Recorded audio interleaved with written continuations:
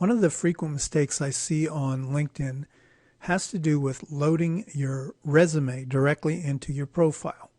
So basically what people will do is once they get the profile set up, they'll go down to the featured section. They'll just click on here, add media, add a general resume, click, and there you have it. I'm using blank resumes for this purpose. The problem with this is it assumes that someone's going to come by your profile for however they find you. They're going to read down through there and be so impressed with you that they want to take your resume and go do something with it. But that's just not taking into account the way this system works, the platform itself works. So let me show you a better way that will be incorporated directly into your job search methods on LinkedIn. And it's one that most people don't take advantage of. If you remember when we were talking about keywords, the idea was that you're going to go after a variety of jobs, perhaps. So you might have resumes that are structured for job posts that you've looked at as a sort of representative of what you want to do. So in the case of this hypothetical profile, I've been using logistics. So I say I'm interested in logistics, program management, project management, warehouse operations, and so on. And you might have actually structured different resumes for that. If you put them on your LinkedIn profile, it's just not going to be effective. And then when you go to apply for a job on LinkedIn and you want to have as much of this automated as you can so that it's easy for you to do it, especially from your phone, you want to have this already set up. So the way to do this is pretty simple. Let's assume that you have the resumes already prepared.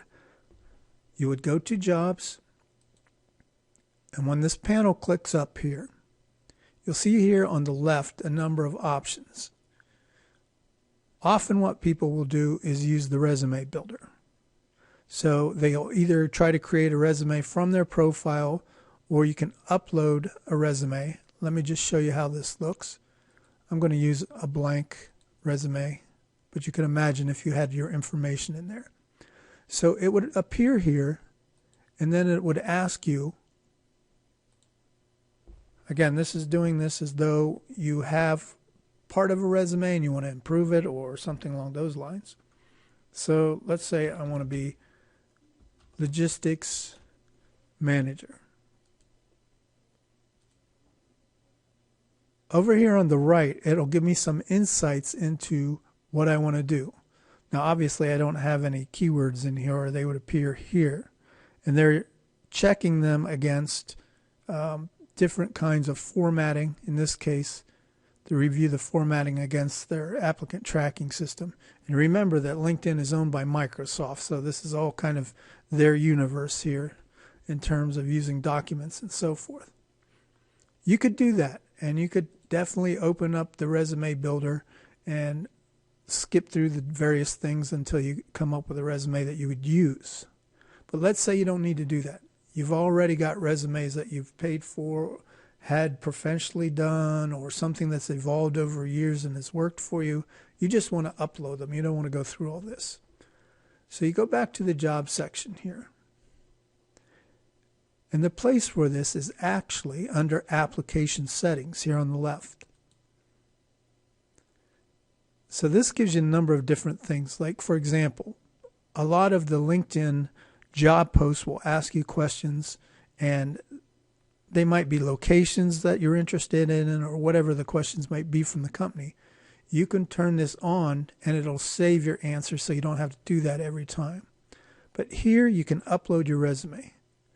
Now you'll see that what I did is kind of different than what others do, in the sense that often people will put their name, resume, year, for example, and then at the end they'll put logistics, or they'll put the subject of that resume. I do it with the subject first because this is for me. It's not for the LinkedIn people. So for example, take the first one, logistics. You can see here that it cuts off the title. So by putting this subject first, then I can see what it is that I'm doing. And LinkedIn allows you to upload 5 of them. So you could, in theory, create 5 different resumes that are geared towards different kinds of jobs that you're going after. Or if you wanted to put up a general resume and some special ones, you could do that. And so what you would end up with is this. Then when you go to apply for a job, as you'll see in one of the next sections, it'll ask you which resume you want to use for it. So you'll have customized resumes already done, and it's just a simply matter of clicks to use them in different circumstances.